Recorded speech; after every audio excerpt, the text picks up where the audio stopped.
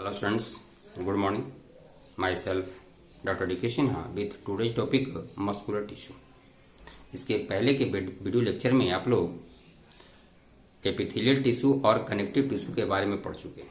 आज हम लोग पढ़ेंगे muscular tissue.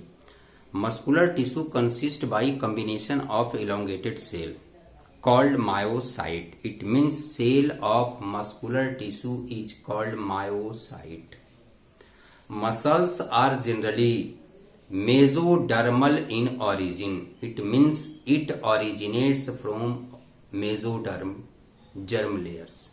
But some muscles such as iris, ciliary body originates from ectodermal layer. Okay? तो हम लिखेंगे mesodermal in origin but some such as iris, ciliary body originates from ectoderm. The cell of muscles is called myocyte. Myocyte. और अगर यह cell है तो cell के बाहर मेम्ब्रेन होगा. Cells are filled with cytoplasm and cell organelles may be present. Okay. The plasma membrane of myocyte is called sarcolemma.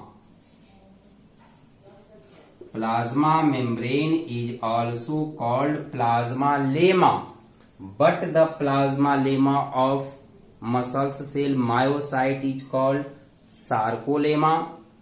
Cytoplasm present in muscle cell is called sarcoplasm.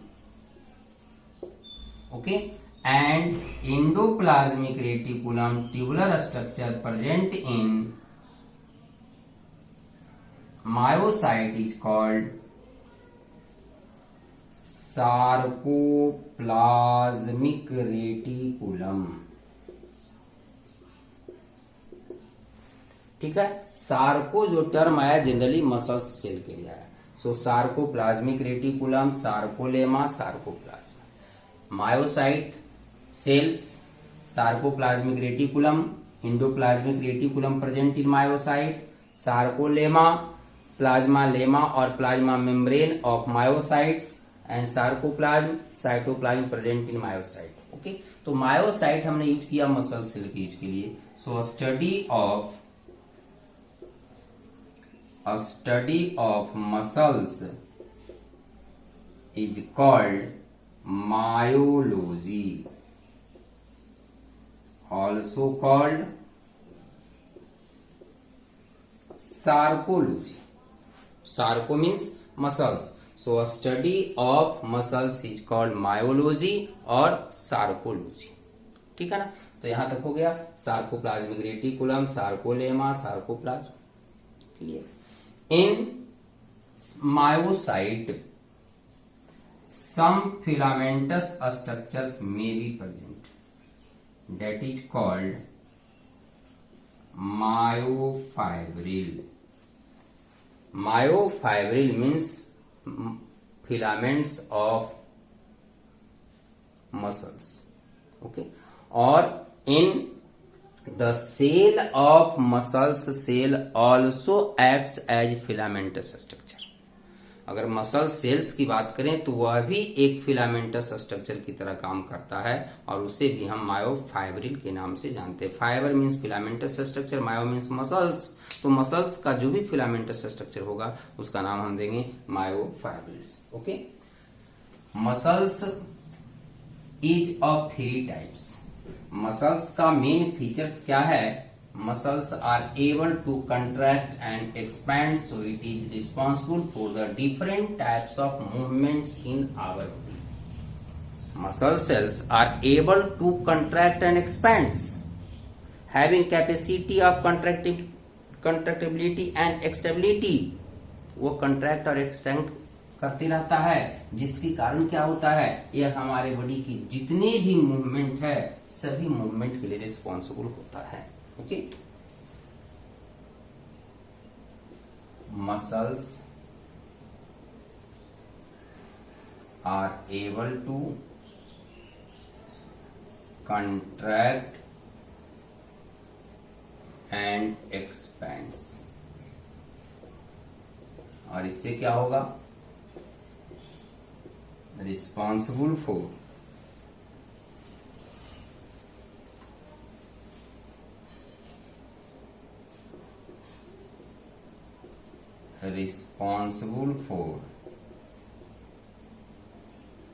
all types of movement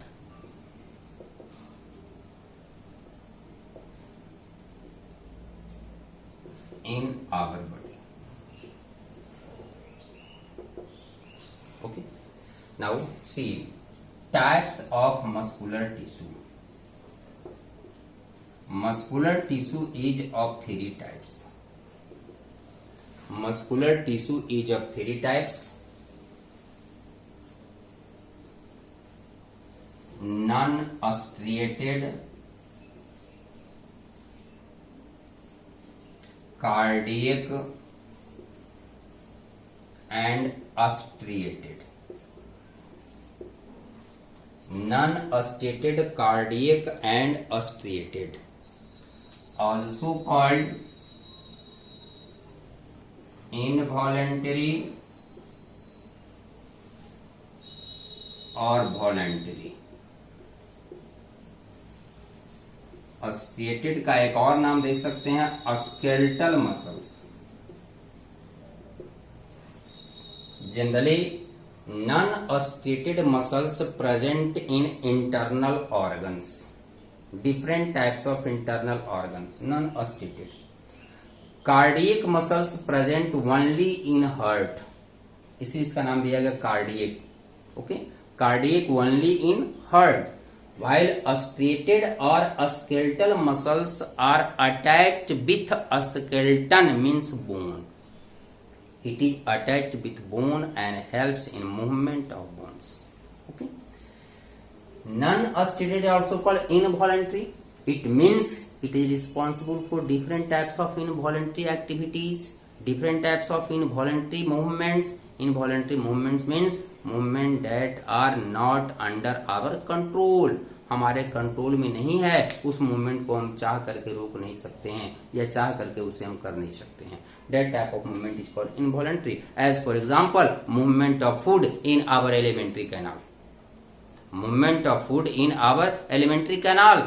जैसे ही हमने food को engulf किया, अब वो धीरे धीरे धीरे धीरे एलिमेंट्री कैनाल, स्टोमक में जाएगा, फिर ड्यूडेनम में जाएगा, इलियम में जाएगा, इंटेस्टाइन में जाएगा, तो वो हमारे कंट्रोल में नहीं है। That type of movement is called involuntary movement.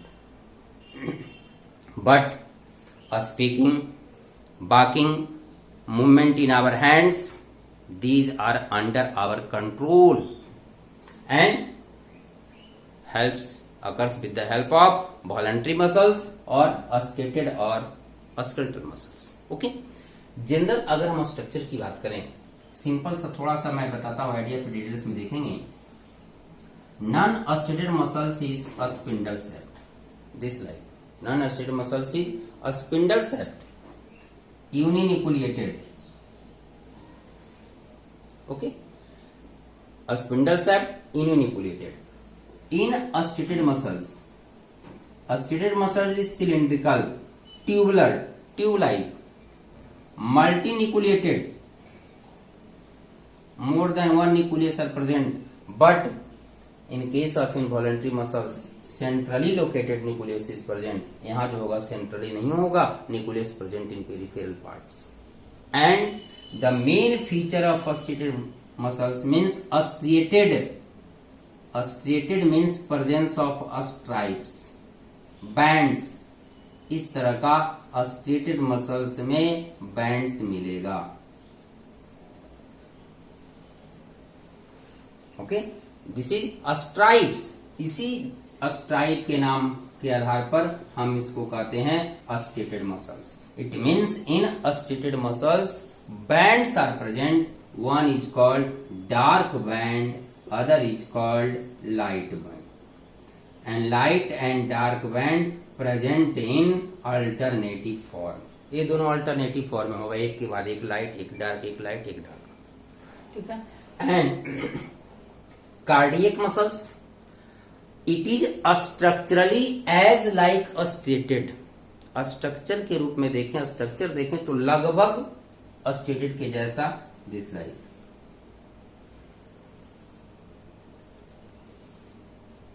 It means cylindrical, having stripes, light and dark bands, as like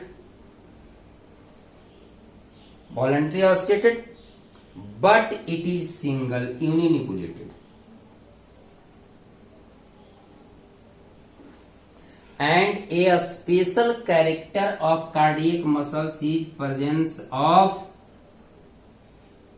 transverse septa, this like. And this is called transverse septa is called नहीं दिख रहा है, transverse septa is called intercalated disc. So presence of intercalated disc is the characteristic features, main features of cardiac muscles. अब देखिए इसका structure लगभग static के जैसा है. डिफरेंस क्या है? ये ब्रांच्ड है, ये मल्टीनिकुलेटेड है, ये यूनिनिकुलेटेड है. But it functionally as like involuntary. इसका फंक्शन इनवॉलेंट्री है because heart beat, it is responsible for heart beat, movement of hearts, and movement of heart is not under our control. So function of cardiac muscles is also involuntary. Okay, so ये तो हमने तीनों muscles का एक introduction दिया. अब हम बारी बारी से देखते हैं. तो सबसे पहले हम देखेंगे non striated muscles. Now C structure of involuntary muscles. This is involuntary muscles. Involuntary muscles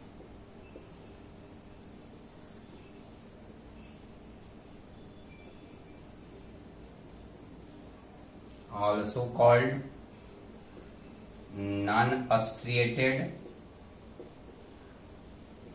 or smooth or non-skeleton or visceral muscles. सब एक नाम है. Involuntary, non stated, smooth, non skeleton, visceral muscles. Okay. Outermost covering plasma membrane is called sarcolemma, filled with cytoplasm called sarcoplasm.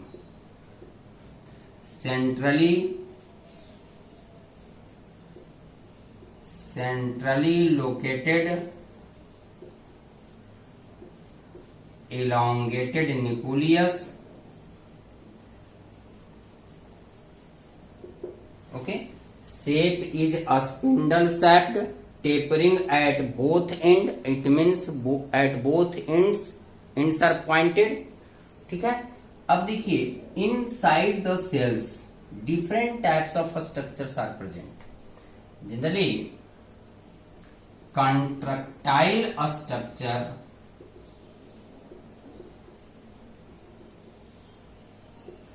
of involuntary muscles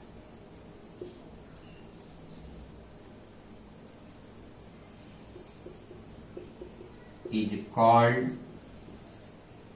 myofibril.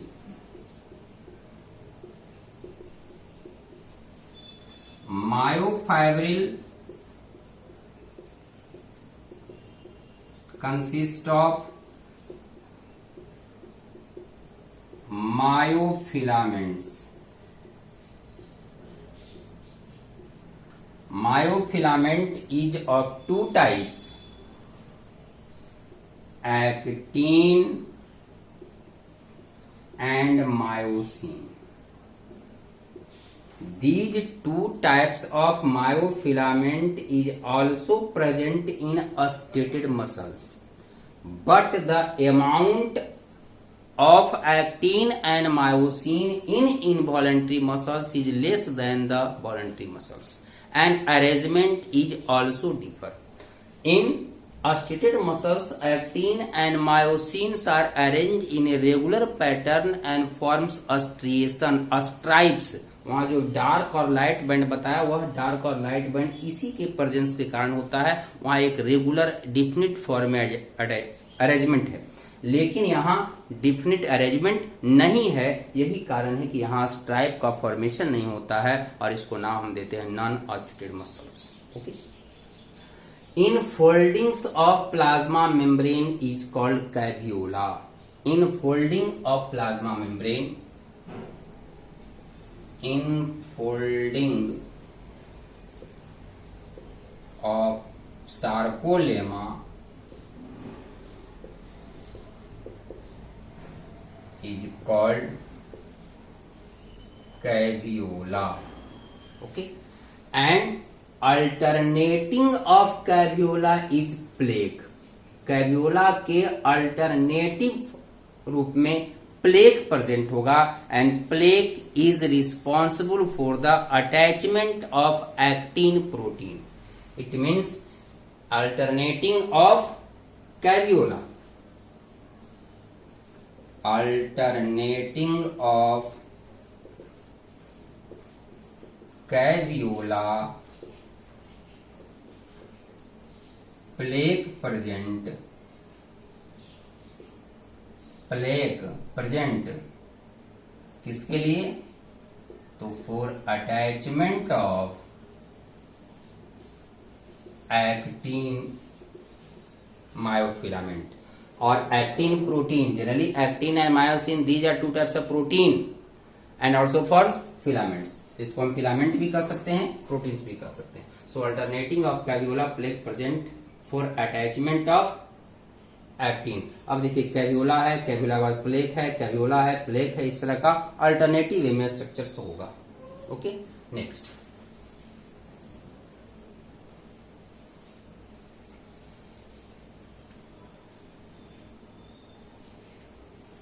In stated muscles, in involuntary muscles, longitudinal cytoskeleton is present. This structure is called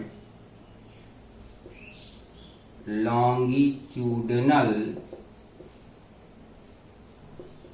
cytoskeleton. ठीक है. Different types of cell organelles also present in this tissue. And these are filament or protein. This is myosin.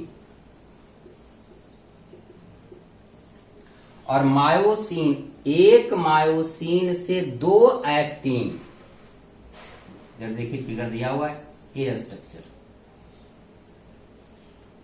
This is actin. तो एक myosin से दो actin attachment है, and due to sliding between actin and myosin myofilament, between actin and myosin protein, contraction of muscles takes place. Muscles का जो भी contraction होता है इसी एक्टिन और मायोसिन के स्लाइडिंग के कारण होता है. एक दूसरे के ऊपर स्लाइड करता है, जिसके कारण एक दूसरे के नजदीक आ जाएगा या कभी दूर चला जाएगा. ठीक है ना. चलिए तो नोट कीजिए.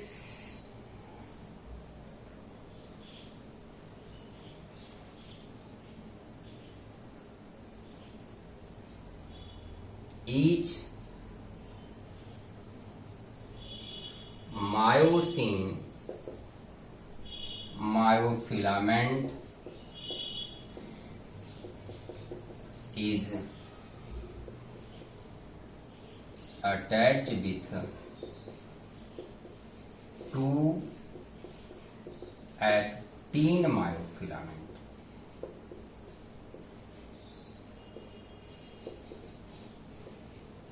Due to sliding between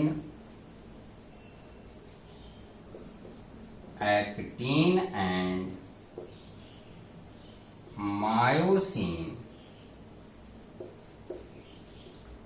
contraction and expansion of muscles occurs। ठीक है, जैसे अगर देखें इस तरह से दो फिलामेंट है, अभी का पोजीशन ये है, यहां ऐसे है, अब एक दूसरे पर स्लाइड कर रहा है एक्टिन और मायोसिन। तो जब स्लाइड करेगा तो इसका लेंथ छोटा हो जाएगा, मीन्स मसल्स कंट्रैक्ट कर जाएगा। अगर स्लाइड करके थोड़ा दूर हुआ इस तरह से तो क्या हो जाएगा, लेंथ। तो इस तरह से कंट्रैक्ट और एक्सपैंड का जो प्रोसेस हो रहा है, कंट्रैक्शन और एक्सपेंशन का प्रोसेस हो रहा है, वह due to sliding of actin and myosin protein. Okay, voluntary muscles, involuntary muscles or non-associated muscles also called visceral muscles. Visceral means internal organs because these muscles present in different internal organs such as gastrointestinal tracts, it means alimentary canal, respiratory tract, blood vessels, iris, ciliary body. Iris and ciliary body are the part of our eyes, urinary tract, etc. Okay. On the basis of a structure, on the basis of arrangement, involuntary muscle is of two types: single unit and multiple unit. Single unit and multiple unit, जैसे अगर ये कोई मान लिया एक muscles fibre है और एक ही मसल्स फाइबर कंट्रैक्ट और एक्सपैंड कर रहा है, अपने फंक्शन को कंट्रोल कर रहा है, that is called single unit. और ऐसा बहुत सारा मसल्स फाइबर एक दूसरे से ग्रुप में आकर के मिल जाए तो उसका नाम क्या देंगे, मल्टीपल यूनिट। लेकिन याद रखना है कि मल्टीपल यूनिट में भी सभी का कंट्रैक्शन एक साथ नहीं होता है, सभी का कंट्रैक्शन इंडिपेंडेंटली होता है, बना हुआ एक से ज्यादा का, लेकिन कंट्रैक्शन एक साथ नहीं होगा। तो ध्यान दीजिए, types: single unit, muscles fibre forms a single compact unit, example fallopian tube, gastrointestinal tract, etc. And second is multi unit present in a small group and contract independently, एक साथ नहीं होगा, सभी का कंट्रैक्शन अपना अलग अलग होगा। ठीक है, present in iris, blood vessels, skin, etc. And a smooth muscle contracts for a long time, ये लंबे समय तक कंट्रैक्ट कर सकता है, इसीलिए इस मसल्स को हम नॉन फैटिग मसल्स कहते हैं। नॉन फैटिग मतलब वो कभी टायर्डनेस फील नहीं करता है, हमारे बॉडी का जो भी ऑर्गन्स है वो कंटिन्यू वर्क कर रहा है, वो टायर्डनेस फील नहीं कर रहा है। लेकिन जो भी हमारा स्केलेटल मसल्स है, हम ज्यादा चल लेते हैं, दौड़ लेते हैं, खेल लेते हैं, एक्सरसाइज कर लेते हैं तो टायर्ड हो जाते हैं, it means that is fatigue muscles. Skeletal muscles are called fatigue muscles और इसको कहेंगे नॉन फैटिग मसल्स। और अगर बात करें कार्डियक मसल्स का, वो कभी नेवर फैटिग मसल्स, वो कभी नहीं, अगर एक बार जन्म के समय स्टार्ट करता है काम करना तो मरने के बाद ही रुकता है। Okay, now see next second type of muscle, that is cardiac muscles. Now see next cardiac muscles found only in heart. Okay, a structure is as like a skeletal but it is branched, बता चुका हूं मैं। Many transverse septa, suppose that this is cardiac muscles, cylindrical and branched in a structure. Okay, transverse septa are present this like, and this septa is called intercalated disc, only found in cardiac muscles. Intercalated disc किसी और muscles में नहीं मिलेगा। Nucleus uninucleated, sarcoplasm and as like striated muscles, voluntary muscles, stripes are present.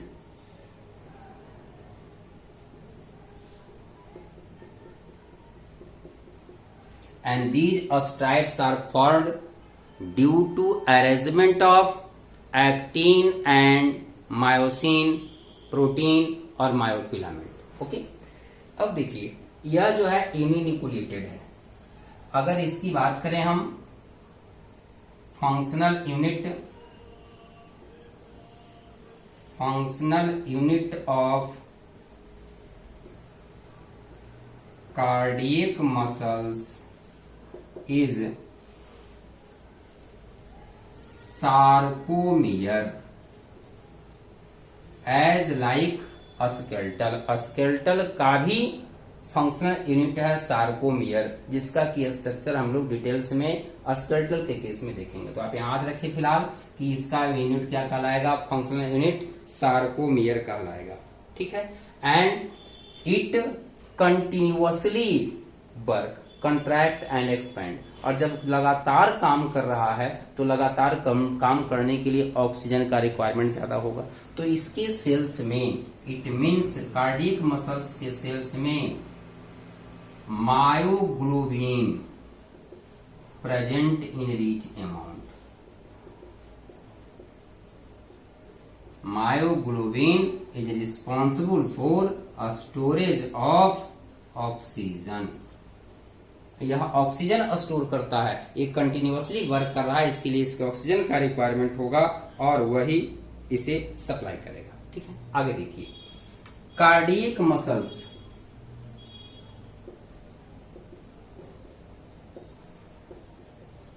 Is